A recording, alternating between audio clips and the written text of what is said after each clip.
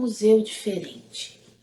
Um museu que traz itens pessoais representativos da vida de pessoas que já se foram.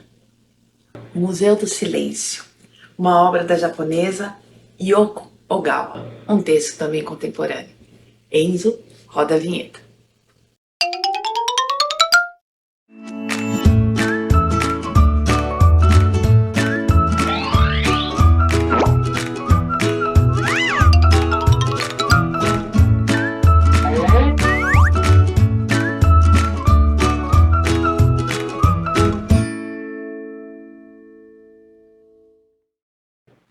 Olá, que bom que você está aqui.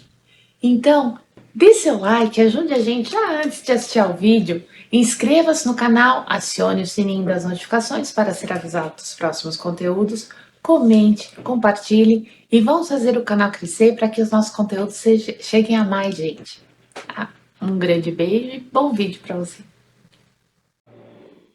Olá, Yoko Ogawa, escritora, continua produzindo, tem uma obra bastante vasta. Já vi comparações dela com a obra dela com a obra do próprio Murakami. Temos aqui no canal Homens Sem Mulheres. Veja, o Museu do Silêncio. Quando eu dei de cara com esse título, né, sempre que eu penso em museus, eu penso na questão dos acervos individuais. Eu fiz uma matéria de uma pós-graduação. Essa matéria se chamava Leitura e Acervos. O que são os nossos acervos? Vou fazer um exercício. Pega o seu RG. No seu RG, você tem o seu nome, o nome do seu pai, o nome da sua mãe. Às vezes não existem os sobrenomes dos dois.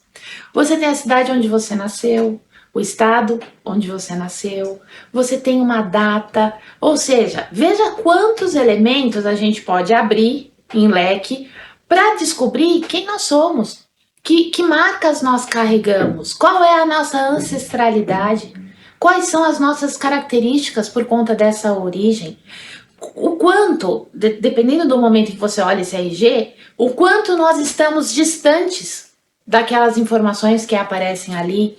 Tudo isso são os nossos acervos, né?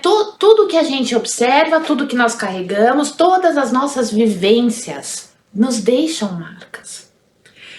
No Museu do Silêncio, a gente tem uma senhora numa pequena cidade em qualquer interior do Japão, tá? Imagine uma cidade que não tem um lugar fixo, porque isso também pode acontecer, essa história pode acontecer em quaisquer lugares, como eu já disse sobre outras histórias aqui nesse canal. Então imagine uma pequena cidade e uma senhora milenar, assim, a gente não consegue, a gente sabe que ela é uma senhora muito velhinha, tá? Ou seja, olha quanto acervo ela carrega, que decide aos 11 anos que ela vai montar uma coleção, ela não chama de museu naquele momento, com peças das pessoas que morrem. Só que, por exemplo, você pensa que morre um dentista. Ela vai roubar porque ela roubava, né? Ela furtava, na verdade. Ela furtava algum objeto que fosse muito representativo daquela pessoa. Voltemos ao dentista. Imagine, o dentista, ela ia pegar algum instrumento, né, do ofício do dentista? Às vezes não. A maioria das vezes ela coletava alguma coisa que fosse muito pessoal, muito individual. Então, poderia haver ali um instrumento do dentista? Até poderia, mas não era isso que ela procurava. Ela ia para a vida do dentista e, por exemplo, se ele fumasse charutos, ela ia procurar alguma coisa dessa característica, se ela fosse essencial para a pessoa a quem a gente está chamando de dentista aqui. As personagens não têm o nome, elas vão ser representadas por aquilo que elas exercem. Então, essa senhora, há um museólogo, há o jardineiro, há a criada, há a filha dessa senhora, que é uma jovenzinha. Então, eu falei que a senhora é uma velha muito velha, essa é uma filha de criação. Então, a gente tem as pessoas sendo reconhecidas por aquilo que elas exercem. Só que quando a gente lê o livro, a gente vai entrando profundamente no que elas são.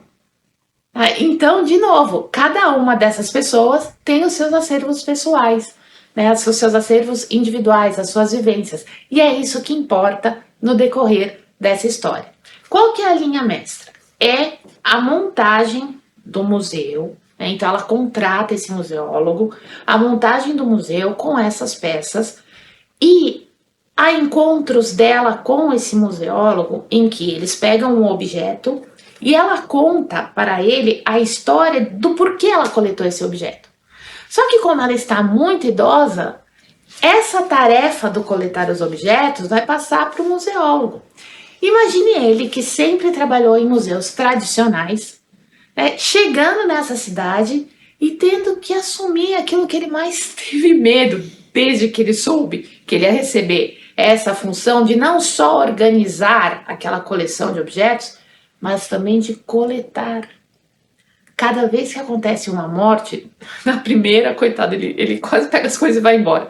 Mas cada vez que acontece uma morte, ele tem que tentar, mesmo entrando em contato com uma pessoa que ele não conheceu, descobrir no ambiente daquela pessoa o que realmente seria representativo de quem ela foi. Então ele fazia algumas perguntas, né, como se não fosse nada, e também o furtar o objeto era também muito importante. Há um monastério nessa cidadezinha e os monges dali são missionários do silêncio. Eles vão deixando de falar, né, ao longo da vida e há um determinado momento em que eles serão contemplativos. Então o silêncio ele vai tomando esse lugar. Você vai lendo algo que está cada vez mais sem som, porque os sons são desnecessários. Tá? Além disso, a gente tem um oscilar, é o Museu do Silêncio, um museu feito com objetos de pessoas que morreram. Há um oscilar entre vida e morte o tempo todo. O primeiro objeto que essa senhora coletou foi de uma prostituta, né, isso há muitos e muitos anos. Uma prostituta que não tinha familiares e ela, menina, foi a única pessoa a ver a cremação. Lembra? Eu falei que ela tinha 11 anos.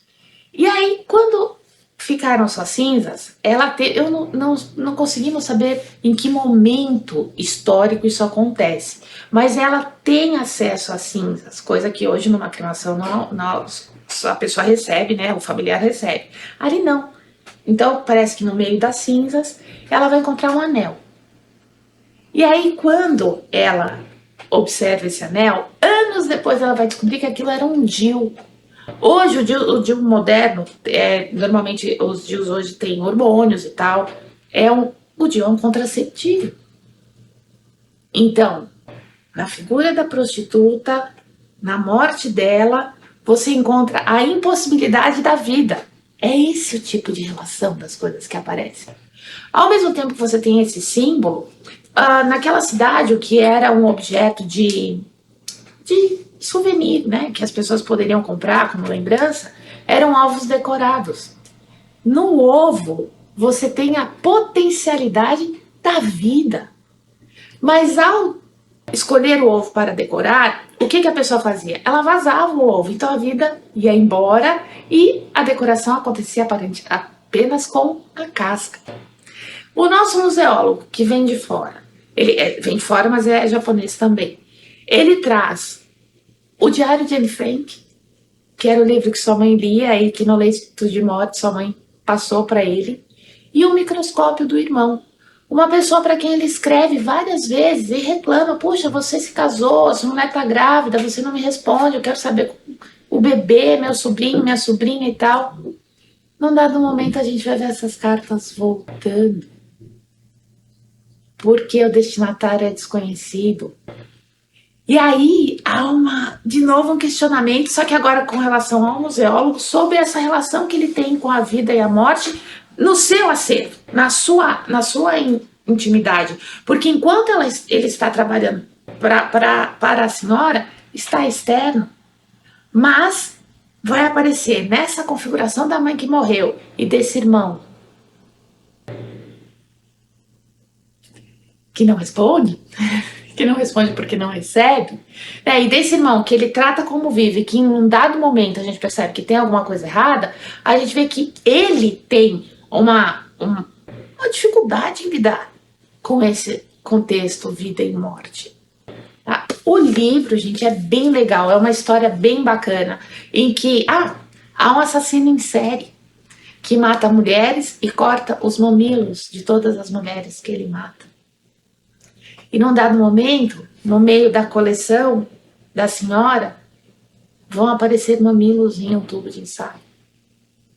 Meu, tem uma coisa de suspense nessa história, mas tem essa coisa do mergulho nos acervos, tem a coisa do silêncio. Não, eles vão conhecer um missionário que está começando nesse processo, então ele ainda fala, e o silêncio vai aparecendo ao longo da obra. E o nosso protagonista, embora a história gire toda em torno da senhora, mas o nosso protagonista, que é o museólogo, ele vai receber uma tarefa de continuidade. Enfim, pense na vida e pense na morte de acordo com as suas convicções. O livro é bem bacana, contemporâneo também, tá? E vale muito, muito a pena.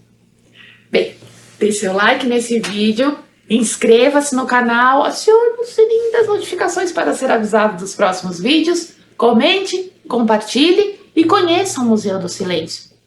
Uma coisa importante, não mostrei. Edições Liberdade. Essa aqui a editora é a Loyola. Não, tudo errado. Estação Liberdade é a editora. E eu já houve aqui o livro, acho que foi do Kawabata, que eu falei, eu perdi o marcador. O marcador é lindo, porque o marcador ele reproduz a própria capa. Então tá aqui, olha, eu tô mostrando o marcador. Todos os livros da Estação Liberdade, eles trazem a capa, né, e o marcador que dialoga com essa capa. São edições muito, muito bonitas. Aproveite essa história. Agora sim, um grande beijo e até o próximo vídeo. Tchau, tchau!